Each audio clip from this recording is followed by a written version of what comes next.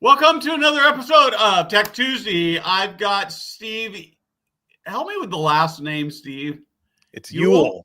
Ewell. There we go. I actually wouldn't have butchered it, but I saw with the CTA Foundation, we are talking all things tech. We're going to touch on CES, which happens next week.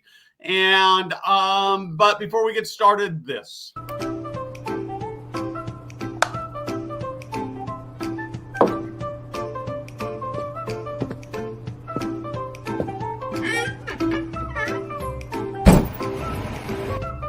Hey guys, Steve Moran here.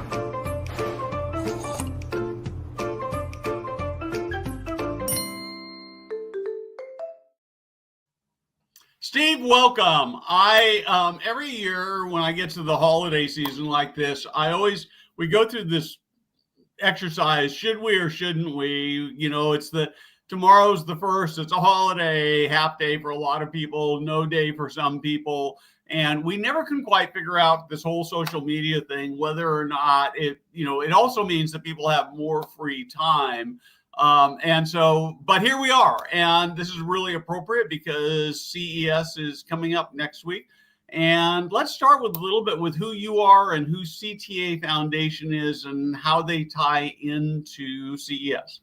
Yeah, absolutely. And Steve, thanks so much for having me. It's great to see you, and thanks for having me here to have this conversation. So, yeah, as you said, I'm Steve Ewell. I'm the executive director of the Consumer Technology Association Foundation. So that is the charitable foundation that is tied to a trade association.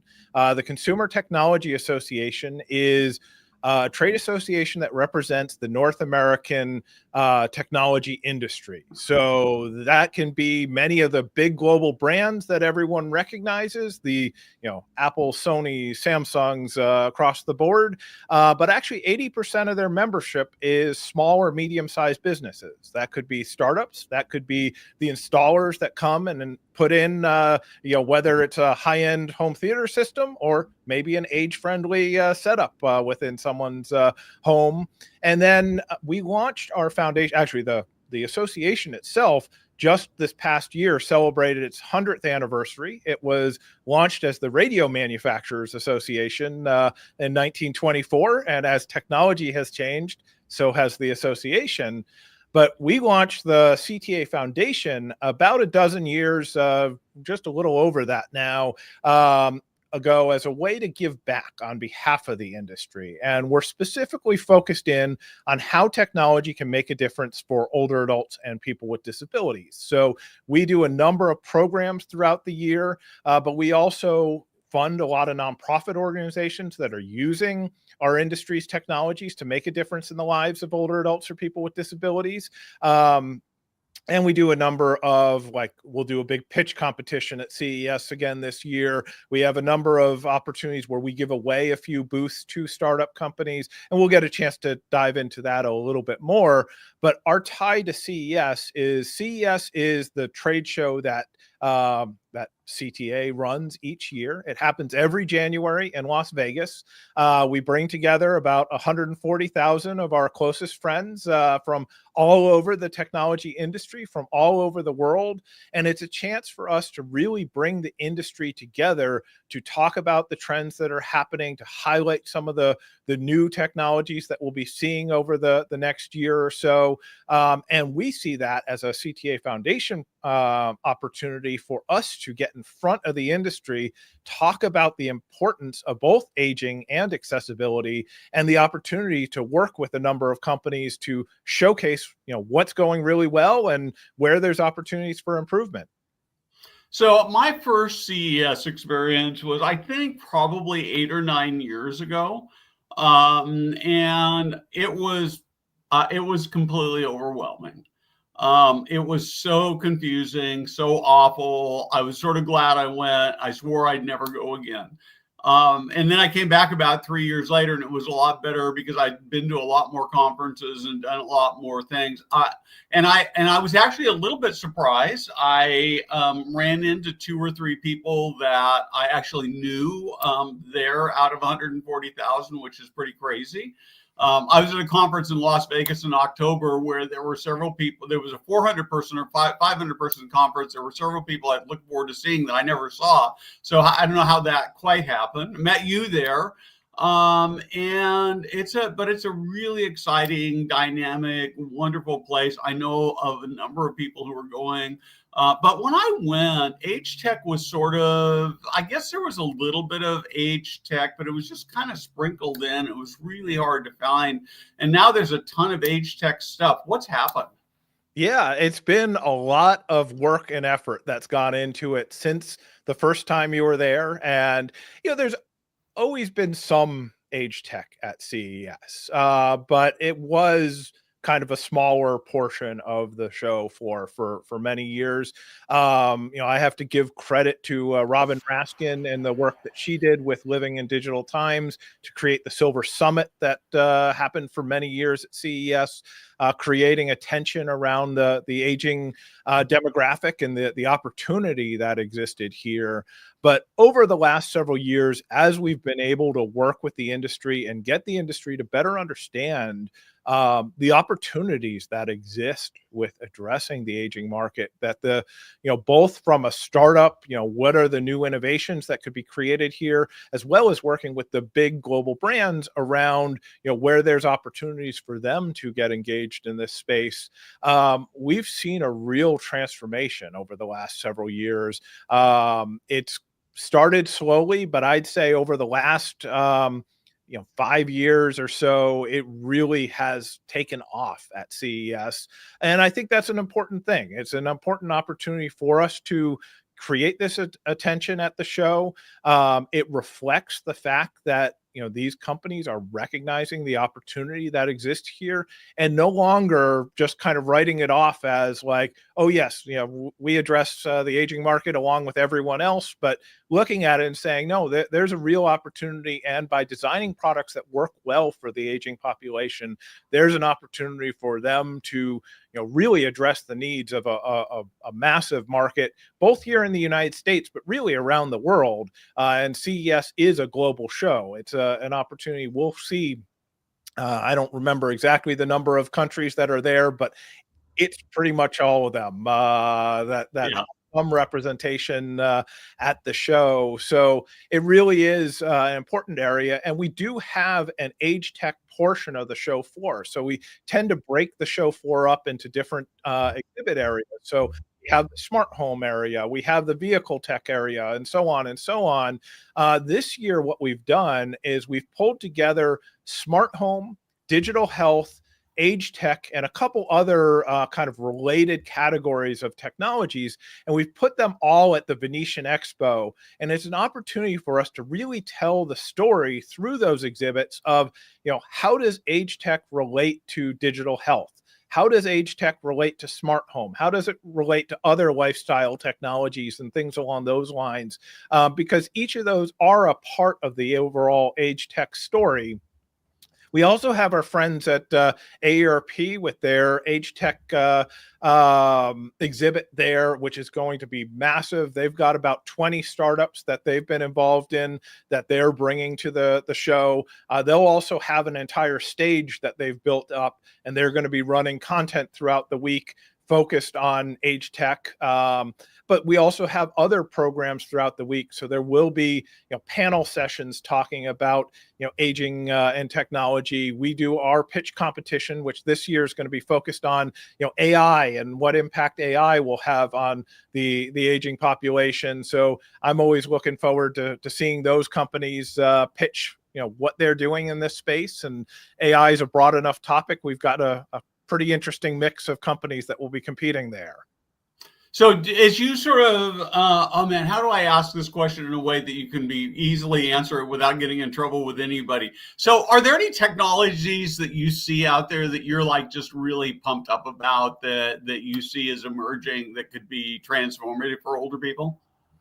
Yeah. So, I mean, there's a lot. I feel like I could fill up the rest of the conversation here. I think there's a couple different ways to go about that. One of the things I always like to point out is as much as we all pay attention to what is the newest emerging technology, what is the the sexy thing that's coming out next, often, especially with our grants and working with different nonprofits that are serving the aging population, a lot of what we do is funding things like access to tablets, access to phones, access to other devices along those lines. May not be the sexy story that people are looking for, but they work and they make a real difference. They create social connection. There's opportunities to use it from everything from recreation to work and across the board. So that is an area that we do pay a lot of attention to, and what are some of the new features and others emerging in that space. But I like to pay a lot of attention to the smart home. I really think that is a critical area, especially as you're talking about aging in place, but actually not even aging in place, but really aging where you want. And I know that's something that you're very big on driving. So whether you are living at home, whether you're moving into senior living community, or any other type of setup, looking at the types of technologies that can help that environment adapt to you instead of you needing to adapt to that environment, that can help adjust what seems like simple things like adjusting your thermostat, knowing who's at your front door without having to get up and run across the room to answer the door. Simple things like that actually can add up and really make a big difference in overall lifestyle. So I'm always excited about, what are those pieces that are coming together. I think we do see more and more going on with the robotic space. We don't have our Rosie the robot quite yet. So, as much as I'd like, a robot that could do all my chores for me, but we are seeing a lot of single purpose robots. Vacuums have been around for a while. Everyone's talked about the Roombas and other devices along those lines, but we're seeing other areas, whether it is cleaning windows to helping with dishes and laundry and other things along those lines, that I think we're going to see more and more of these single purpose robots start to come together, do more activities, and be able to assist around the home. And once again, different areas of the world are maybe a little more advanced or a little less advanced as far as looking at some of these types of technologies. But ultimately, all of this comes together because of the real revolution we're seeing in AI that's been coming out. It's funny, a couple years ago, everyone who would ask me about AI, I'd say AI is critical for aging, but consumers shouldn't be aware of it at all. It's the thing that's going on behind the scenes. It's the thing that, when you get an alert on your credit card that there was some fraud, that was AI that caught it. You shouldn't have to be worried about interfacing with the AI. That's all changed over the last couple of years, because now we have opportunities for people to actually actively engage with AI, whether it's with the large language models or other solutions along those lines. But once again, a lot of that intelligence is going into the back end of all these things that we have in our home, makes your home or your environment smarter, and ultimately I think can serve to help individuals regardless of their age or their ability. Yeah, I think that the AI opportunities that in my world of LinkedIn, there's a lot of talk about AI, but it's almost always in terms of use AI to get more views on your social media posts, use AI to write better posts, this kind of thing.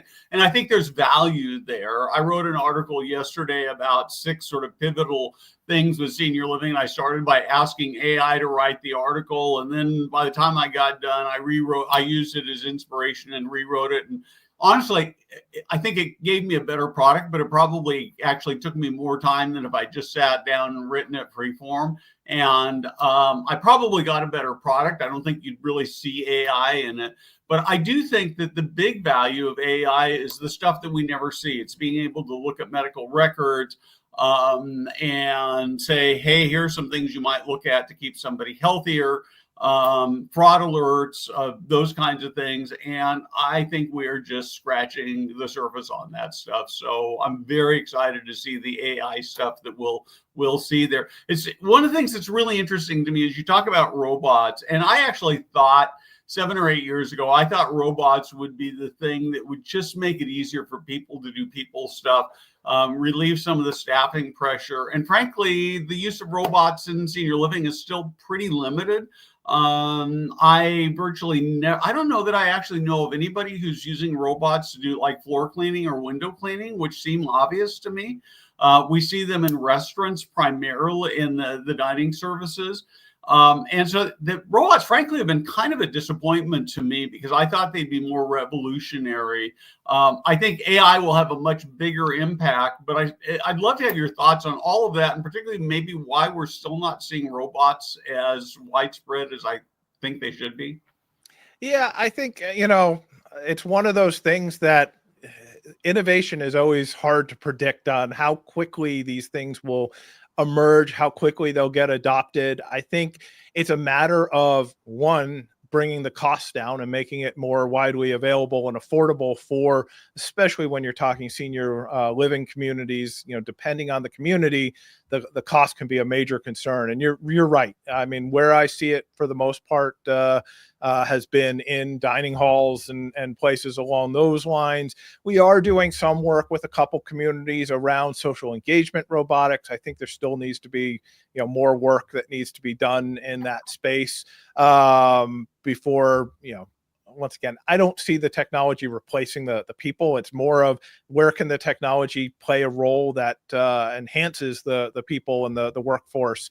So, I think there just needs to be more work and more innovation done. We see this often with different categories of technologies where, it will exist in the wild in some way. And, you think about the number of years, actually, we had at CES, Bill Gates on stage showing off tablets for years, and, they never really took off in the wild. And then, next thing you know, the iPad comes out and all of a sudden people are running around with tablets. So, sometimes it just takes, what is that value proposition? What is that little piece that really convinces whether it's individuals or whether it's organizations to adopt the technology, and what is the key piece that really puts something over the edge and makes it break through. And if I was better at predicting what that was with everything, I'd be on the VC side of the world instead of the philanthropy side of the world. But I'm happy to give it a shot. Yeah. There's a new book out called The NVIDIA Way, and it is the NVIDIA story, and it's really fascinating. I mean, you look at their founders, really, really brilliant, smart guys, right? But as you read through it, in some sense, you also realize that luck played a big part of it. That they bought this one company, and this one person said, "Hey, these GPUs that you're already making, they are perfect for AI." Now, they were smart enough to latch on to that and run with it. But, and I think you look at the tablet thing, right? I mean, and you also, so storytelling becomes the big part of it, right? So Steve Jobs was able to tell the story about how to use an iPad much better than Bill Gates was able to tell a story about using tablets, and it took off. And so there's so much serendipity in that. Can you talk a little bit about? I'm really intrigued by the idea of using AI for social engagement. Can you talk to me a little bit about what you're seeing there? Yeah, so I think that's an area that I still feel like this is fairly early days for using AI in this space. So we have been working with a number of communities that are testing out different, whether it's robotics or other solutions to help offload. Often it's less of full on engagement and more of answering questions and helping to serve someone who just needs a quick answer or solution. But things that those things add up on a staff's time throughout the day. So looking at different solutions along those lines. I know there are various chatbots that are out there being used for social connection. I'm still as much as I'm a tech geek that loves this stuff, I I still worry a little bit about offloading too much of that social connection to machines versus people, but there's probably a balance there that needs to be met. And I think there's an opportunity for more innovation in this space. So many of us who talk to our various voice assistants at the house to play music and tell us the weather and give us the news and all that kind of stuff. What is the next step beyond that? And we have seen different sensor suites and other solutions out there, the LEQs and others along those lines that are not just the reactive devices, but also looking at being proactive and reaching out. So I think there's some real opportunities here, but I think there's still more opportunity for innovation to happen in this space. Yeah. Well, so one of the things I'm thinking about as you're talking is I've written very extensively about my stepfather who's got dementia and his last couple of months of not very happy senior living experience. But one of the things that's part of our reality is he's got the same questions he asked me over and over again 20 times a day. Where's my checkbook? Where's my card? You have my keys. How much money do I have? And I patiently answer him. I'm glad to do it. It's the loving, right thing to do. But as you're talking, I'm thinking, man, could I figure out a way to create something where he could just ask those questions at any time and get the answers? Because they're always the same answers every time. But on the other hand, I'm not sure that would be very satisfactory to him to get it from a machine. And would it be ethical to make it sound like it was me when it wasn't me? I don't know. They're very interesting questions. Yeah, there's a lot of interesting ethical conversations to go on in that space. And I was just trying to pick my brain because I don't remember who it was I was talking to that had come up with the idea. In fact, it could have been you for all I know, but they were saying, we basically need to train an AI on, all the trades that the Brooklyn Dodgers made in the, 40s and 50s or something along those lines, and set that up and just be able to have a conversation of, can you believe they traded so-and-so away? And, where's the opportunity to have, that kind of engagement. But, I once again, I still think the, person to person is, the top level, but, we have a loneliness issue in this country. We have a social connection issue. So where are the opportunities for technology to play a role? And I think there's also an opportunity for technology to play a matching role in this space. So it may not be the one that's ultimately talking with individuals, but it may be saying, oh, you have an interest in this. I know someone else who has an interest in this. Let's connect the two of you. And that can be done virtually in many cases. So, I think there's some real interesting opportunities for AI to play matchmaker as well. So let's actually talk. I would like to talk a little bit about CES coming up. It starts for the press on Sunday afternoon. There's some age tech stuff. There were a couple of reception, I think, both on Sunday and Monday afternoon. Is that correct? But what I'd really like to do is maybe you could offer just some advice for either first timers or people like me who have gone and been overwhelmed by it as to how to get the most out of it from sort of an age tech perspective in particular. Yeah, absolutely. So yes, I will tell you, my number one recommendation is you almost just have to go to CES and experience it once. It's a big show, and being able to get engaged there, being able to wrap your head around everything going on can be a little bit of a challenge that first time through, but it gets easier and easier each time you do it. But we've also put a lot into trying to make that process easier for everyone. So, first and foremost, I would tell people, take a look at the CES website. It's at ces.tech. We've just redone that website, made it much easier to navigate, made it much easier to search as well for the type of content that you're looking for.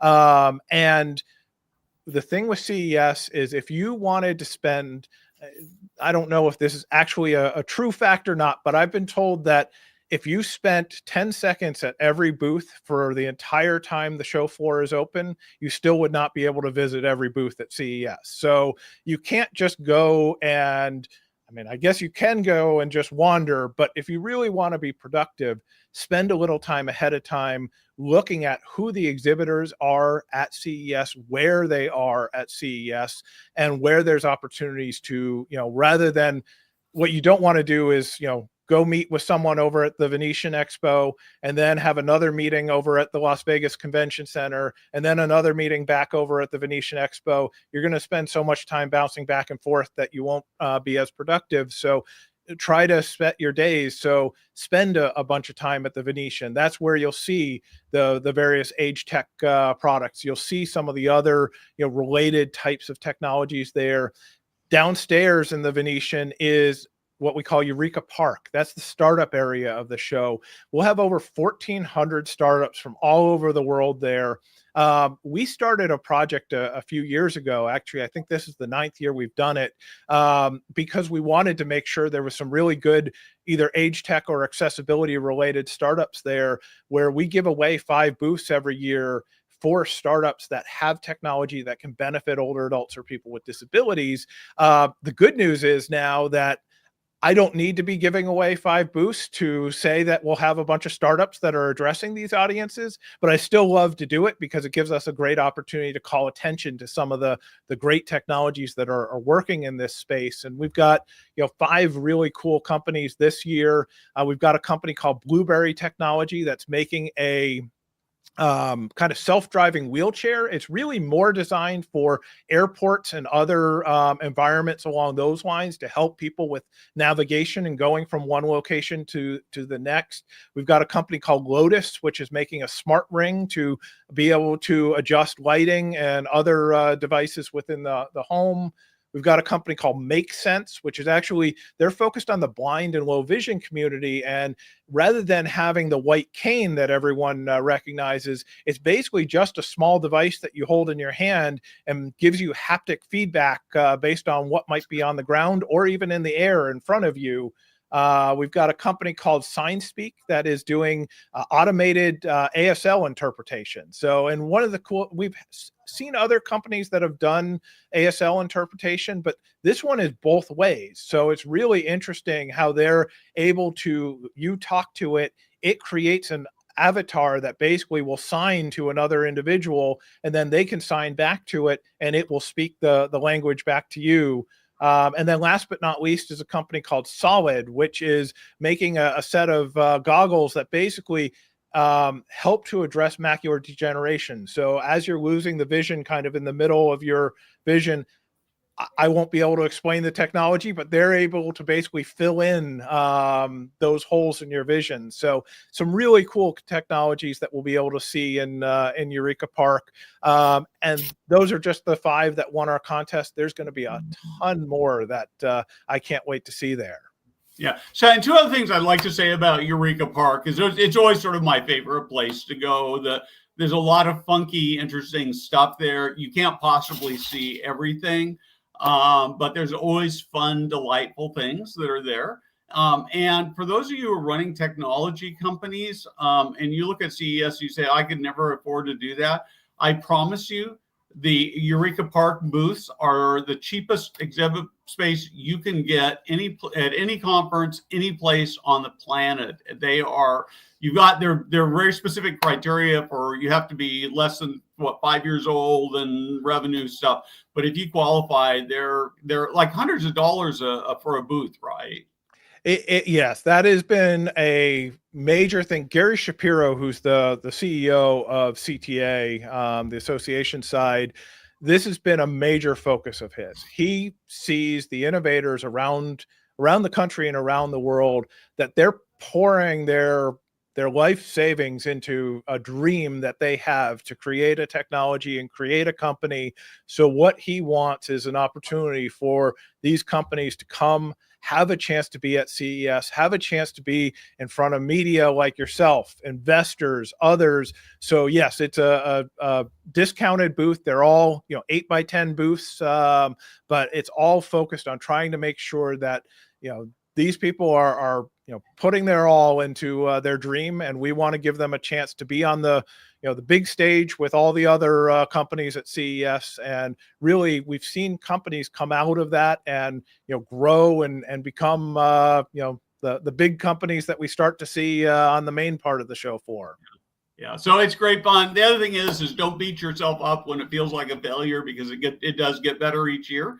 And then take some time to just go look at stuff that you're interested in, that's fun, stuff that has nothing to do with age tech, because there's just it is really, really a cool, wonderful experience. So and if you're there, I'd love to hook up with you. I'm going to try to do some live streaming from both the age tech space and maybe from the Eureka Park. And Steve, thank you for joining me on this really almost a holiday day. And I hope we get a chance to connect in person next week down there.